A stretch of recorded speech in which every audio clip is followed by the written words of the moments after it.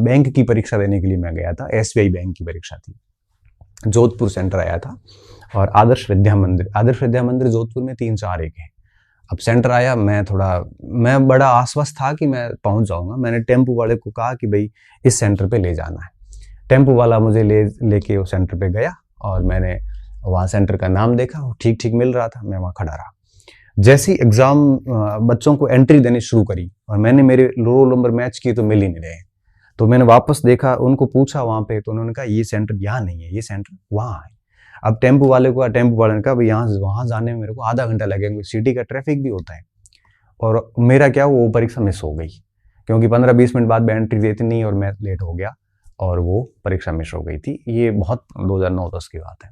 उसके बाद से मुझे बड़ा दुख होता है कि उसके बाद मैंने हमेशा से, ये दुख उस समय बहुत हुआ था, हमेशा से तय किया कि जब भी एग्जाम होगा तो अगर सेंटर मेरे देखा हुआ नहीं है तो मैं एक दिन पहले जाके सेंटर देख लूंगा। 1-2 घंटे का टाइम लगेगा तो लगेगा। फिर अंदर से आश्वस्त रहते कि हाँ सेंटर देखा हुआ है, वहाँ जाने में कितना समय लगेगा, वहाँ पे जाने के परिवहन के साधन क्या, ये सारी चीज़ें हैं वो आपको समझ में आ जाती है। इसलिए पहला काम तो ये करना कि वेबसाइट पे लास्ट में देख लेना कि आपका कहीं केंद्र चेंज तो नहीं हुआ है, क्योंकि आरपीएससी, आरएमएसबी, माध्यमिक शिक्षा बोर्ड कई बार करते हैं ऐसा। एक बात ये, दूसरी बात केंद्र देख लेना, ठीक है। तीसरी बात, परीक्षा के दिन आप है वो, मुझे 1 घंटे पहले वैसे प्रवेश दिया जाता है, आप 2 घंटे पहले पहुंच जाओ।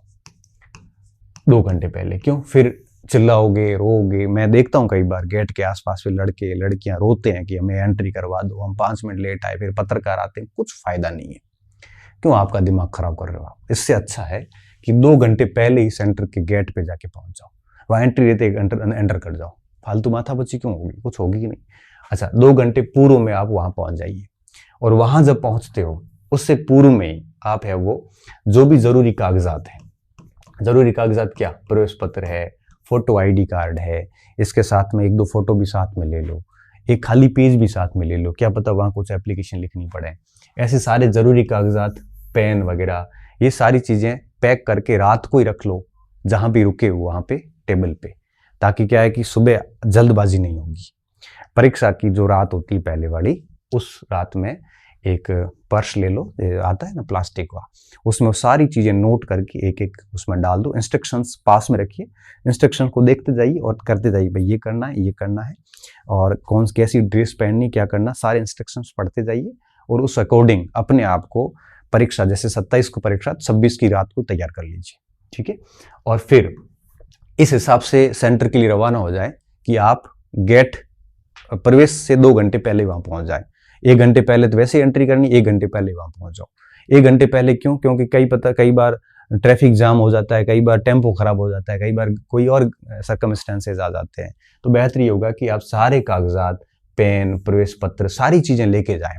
अगर आपके फॉर्म भरने में कोई गलती रह गई, मेल का फीमेल हो गया या फीमेल का मेल हो गया, या कोई जन्म तिथि में मिस्टेक हो गई है, या ऐसी कोई चीजें गड़बड़ी हो रखी है, किसी की माता जी का नाम गलत भर दिया गया है, तो ऐसी स्थिति में 10th की मार्कशीट भी साथ लेके जाएं और एक एप्लीकेशन भी लिख के जाएं कि मेरे वो ह्यूमन एरर हुई है, ताकि क्या केंद्र अधीक्षक आपसे फिर वो अर्जी ले लेगा और आईडी कार्ड लेके आपको परीक्षा में बिठा देगा, ठीक है। अब ज्यादा लोड लेने की आवश्यकता नहीं है, ठीक है। तो 2 घंटे पहले पहुंचे, सारे कागजात लेके जाएं, और अगर कोई फॉर्म में मिस्टेक है तो 10th की मार्कशीट भी साथ में लेके जाएं और 1-2 आईडी कार्ड और भी ले जाएं साथ में, ताकि वहां पे आपकी पहचान सुनिश्चित की जा सके। अब आप वहां पहुंच गए, उसके बाद में जैसे एग्जाम हॉल में एंट्री होती है, तो उस समय एग्जाम हॉल के अंदर जब आप जाते हो तो बड़े शांत मन से जाएं और किसी से कोई बहस नहीं करें, किसी से बहस नहीं करें। परीक्षक अगर परीक्षा, कई बार क्या होता है कि जिस हॉल में हमारी परीक्षा हो रही होती है वहाँ शिक्षक ही आपस में बोलते हैं, तो शिक्षक को कह दें कि भाई देखिए आप आवाज नहीं करिए, नहीं तो सुपरवाइजर आएगा तब आप कह दें कि शिक्षक आवाज कर रहे हैं। आपको शिक्षक को सिर्फ एक बार ही बोलना है। अगर वो आवाज, कई बार ऐसी स्थिति आती, मैं एक बार आईएएस का नहीं था, वो शायद आरएस मेंस था, मुझे याद नहीं आ रहा, शिक्षक आपस में 2 लेडीज थी और इतनी जोर जोर से बोला, दिमाग खराब हो गया। एक बार बोला, दूसरी बार मैंने कहा, समझने के लिए रेडी नहीं, तीसरी बार कलेक्टर साहब फ्लाइंग पे आए तो मैंने बोल दिया, मैंने कहा शिक्षकों को चुप करवा दो आप, हाथों हाथ उनके ऊपर कार्रवाई भी। तो आपको क्या करना है, एक बार उनको बोल दो, नहीं तो फिर जो भी फ्लाइंग आती है, फ्लाइंग आती रहेगी, परीक्षा शुरू होने के आधे घंटे के अंदर ही आ जाती है। आप तो खाली मास्टर को इतना कह देना कि फ्लाइंग आएगी और मैं शिकायत करूंगा, इतना कहते ही हाँ हम लोग बहुत डर जाते हैं और फिर हमारी बात करने की हिम्मत ही नहीं होती। हालांकि वो शिक्षक आपको जरूर घूरेगा ऐसे, मगर कोई फर्क नहीं पड़ता। आपकी तैयारी है, आप अपने स्टूडेंट हैं, आप अपना मेहनत को आजमाने आए हैं, तो किसी से डरने की आपको आवश्यकता नहीं है। ठीक है, तो किसी से हमें बहस नहीं करनी। अगर शिक्षक बोलते हैं तो शिक्षक को चेतावनी दे देनी कि पहले तो रिक्वेस्ट करनी कि सर आप शांति रखिए, हम पेपर हमारे लिए बड़ा इंपॉर्टेंट है। फिर भी नहीं रुकते हैं तो कह दीजिए कि फिर अब देखो साहब आएंगे तो हम शिकायत करेंगे, इससे अच्छा है कि आप शांत रहिए और हमें पेपर करने दीजिए। तो किसी से बहस नहीं करनी, बस इतना ही कहना है। समय पे पहुंच के और फिर क्या करना है उसके बाद में, अच्छा पेपर से पहले ये नकल चोर है, जितने भी पेपर गिरोह है, ऐसी कई बातें होती हैं, इनसे बच के रहना। क्योंकि कई बार बढ़िया तैयारी के बाद में भी हम ऐसा गलत काम कर लेते हैं कि पेपर चोरों के संपर्क में आ जाते हैं और फिर पूरा पूरा करियर बर्बाद हो जाता है। ऐसा गलती से भी मत करना, ऐसे लोगों से 5 कदम दूरी बना के रखना। पिछली बार क्या हुआ था, ऐसी स्थितियां बनी थी कि किसी का रूम पार्टनर ऐसा काम करके आ गया और उसने उसको भी साथ में ले लिया, छोरा पढ़ने वाला था वो। तो ऐसी कई जगह ऐसे उदाहरण मिलते हैं। तो हमें इन चीज़ों से बिल्कुल है वो दूर रहना है और किसी भी प्रकार की ये हरकत हमें बिल्कुल भी नहीं करनी है। ठीक है, इसके अलावा होच-पोच होने की आवश्यकता नहीं है। जैसे ही आपके पास में ओएमआर शीट आती है, बड़े ध्यानपूर्वक तरीके से उसको भरें और उसके बाद में जैसे ही पेपर शुरू होने का वक्त आता है तब तक आपकी ओएमआर शीट की फॉर्मेलिटीज़ वगैरह पूरी बढ़िया कर लें और फिर पेपर सोल्यूशन का वक्त शुरू हो जाएगा। अब आपको टाइमिंग का पूरा ध्यान रखना है। आपके रूम में घड़ी होगी, घड़ी खराब है तो शिक्षक को कह दो कि घड़ी खराब है, इसको ठीक करवाया जाए। आपको तो घड़ी ले जाने देंगे नहीं वहाँ पे। अब आपके करना क्या है, कई पार्ट होंगे, जैसे एक मनोविज्ञान का पार्ट है। अब जैसे मैं L1 की बात करूँ तो L1 वाले को क्या करना है, गणित जैसा विषय पहले शुरू नहीं करना है। उसको सबसे पहले वो पोर्शन करना जो उसका सबसे अच्छा है। जैसे किसी का पर्यावरण, मैं होता तो पर्यावरण से शुरू करता। पर्यावरण कर लिया, जैसे 30 प्रश्न आ गए, 30 प्रश्न को बढ़िया से पढ़ा, हर प्रश्न को अच्छे से पढ़ा, क्योंकि यहाँ नेगेटिव मार्किंग नहीं है। आ रहा है भले नहीं आ रहा है, उसको ध्यान से पढ़िए और एक एक विकल्प को एलिमिनेट करके उसका उत्तर निकालिए। ऐसे करके 30 से प्रश्न कर लिए। करने के बाद में उसके बबल्स ब्लैक कर दो, गोले भर दो उसके। हिंदी और इंग्लिश दोनों में एक बार देख लो। कहीं पर भी आपको लगता है कि डाउट है तो दोनों, क्योंकि आप इस लापरवाही में नहीं रहना है कि नेगेटिव नहीं है, अपने को 90 नंबर भी तो लाने हैं। और जब गोले भरते हो उस समय एक बार प्रश्न को फिर पढ़ के उत्तर कर दो। वो 30 ही गोले भर दिए, उसके पर्यावरण के कर लिए। अब मनोविज्ञान पे आ जाओ, 30 के 30 प्रश्न मनोविज्ञान के बढ़िया तरीके से पढ़े, आंसर किया और फिर उसके गोले भर दिए। उसके बाद में हिंदी पे आ जाओ, फिर आपकी दूसरी लैंग्वेज पे आ जाओ और लास्ट में गणित पे आ जाओ। सबको ऐसा ऐसा टाइम देना ताकि पेपर बचे भी नहीं। और मान लो पेपर के कोई 5-10 प्रश्न बच गए तो अंत में जो 10 मिनट और टाइम एक्स्ट्रा मिलेगा, शायद है ऐसा प्रावधान, एक बार देख लेना। तो समय जब खत्म होने वाला हो उस समय सभी में गोले भर दो, क्योंकि गोला खाली एक भी नहीं छोड़ना आपको। खाली छोड़ेंगे तो नेगेटिव मार्किंग हो जाएगी। खाली छोड़ना नहीं है और ABCD में सारे भर देना, ठीक है ना। अब प्रश्न कोई नहीं आ रहा है और आपको तुक्का मारना है तो कोशिश ये करिए कि चारों ऑप्शन में से 2-3 एलिमिनेट करना, एक एक एलिमिनेट करके पीछे बचता उसमें आप BC में से एक आधा कोई कर लो। ऐसे करते करते आप L1 के पेपर को ऐसे करना। जैसे L2 का पेपर है तो L2 में जैसे आप सबसे पहले अपना विषय ले लो, सामाजिक वाले सामाजिक, विज्ञान वाले विज्ञान ले लो। 60 प्रश्न आते हैं, बढ़िया अच्छे से इसको सॉल्यूशन करो, फिर इसके बबल्स ब्लैंक फिल कर दो।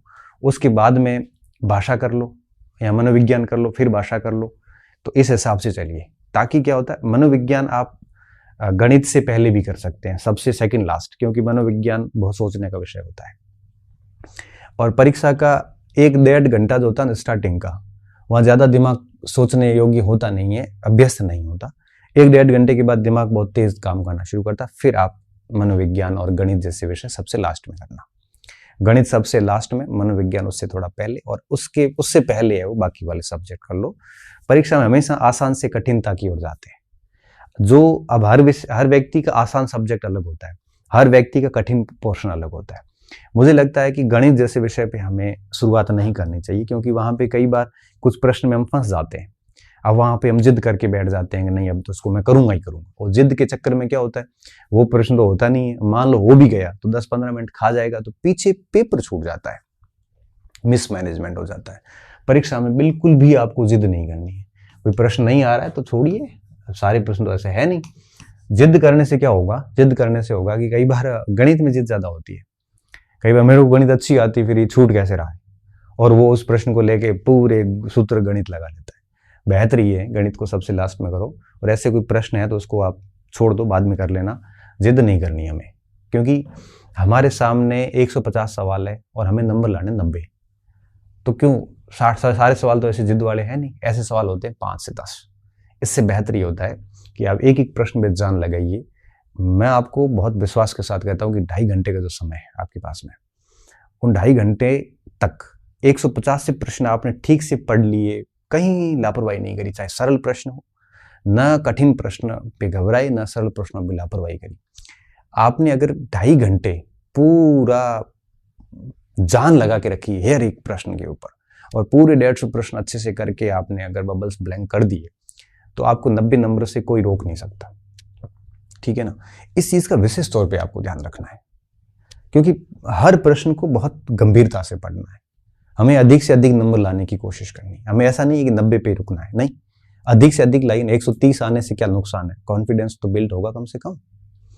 और एक साथ गोले भरने की बजाय आपको क्या करना है, बबल्स को पार्ट वार करते जाओ। जैसे सबसे पहले पर्यावरण कर लिया, 30 प्रश्न कर लिए, तो बबल्स ब्लैंक होते मन में, जो ब्लैक कर दिया आपने, तो मन में कॉन्फिडेंस आता है भाई अब मेरे पास 120 प्रश्न रहे। फिर दूसरा सेगमेंट जैसे 30 प्रश्नों का किया, जैसे हिंदी कर ली, तब आपको लगेगा हाँ अब मेरे पास है वो 90 प्रश्न बचे हैं। तो क्या मन एक दबाव रिलीज होता रहेगा, और एक मन में ऐसा रहेगा कि हाँ अब 30 प्रश्न रहे हैं लास्ट में, फिर उनके ऊपर और ताकत लगती है। अभी आप 101 से लेके 150 तक पहले सॉल्यूशन करते जाते हैं, फिर दिमाग में लोड रहता है कि अरे यार गोले पूरे भरने बाकी रहे। फिर मैंने देखा ना, मैं एग्जाम सेंटर में देखती, इससे पहले मैंने एक वीडियो बनाया था आरएस परीक्षा होने के ठीक बाद में, कि परीक्षा हॉल के अंदर बच्चे क्या गलती करते हैं। आप सुनना उसको, उसमें मैंने वो सारे एरर बताए हैं जो हम अक्सर गलतियां करते हैं। तो ऐसी कोई गलती नहीं करनी। बाकी आप बढ़िया तरीके से, आपने 2.5 घंटे पूरे प्रॉपर ले लिए, और हर एक प्रश्न के ऊपर आपने बढ़िया 1 मिनट का टाइम दिया। कुछ प्रश्न ऐसे होते हैं जो बहुत सिंपल होते हैं, तो सीधे आ रहे होते हैं, वहां पे 1 मिनट का लगता नहीं टाइम, वहां 10 सेकंड ही लगते हैं। तो ऑन एन एवरेज 1 मिनट का आप मान के चलिए। सभी प्रश्नों को आपने प्रॉपर फोकस किया, तो मान के चलिए कि आपका स्कोर आराम से 90 क्रॉस करेगा। और ये जो डर है ना, आज और कल डर रहेगा, ये डर बेसिकली सबको ही होता है। ऐसा इस दुनिया में कोई व्यक्ति नहीं है जो एग्जाम से नहीं डरता। अभी कुछ समय पहले, 1 साल पहले, मैं नेट का एग्जाम देने गया, यूं ही देने गया, जैनिज्म एंड बुद्धिज्म फिलॉसफी भी देने गया था। अब मेरे को क्या नेट का, मैं मेरा काम कर रहा हूँ, प्रोफेसर लगा हुआ हूँ, डॉक्टरेट हो गई है, ठीक है, यूं ही गया था, मैं पैटर्न देख के आता हूँ। अब मुझे उसमें भी डर लग रहा था, जबकि मेरा उसमें कुछ नहीं है, मैं नहीं देता और वहां से वापस निकलता तो भी कोई फर्क नहीं पड़ता, फिर भी डर लगा।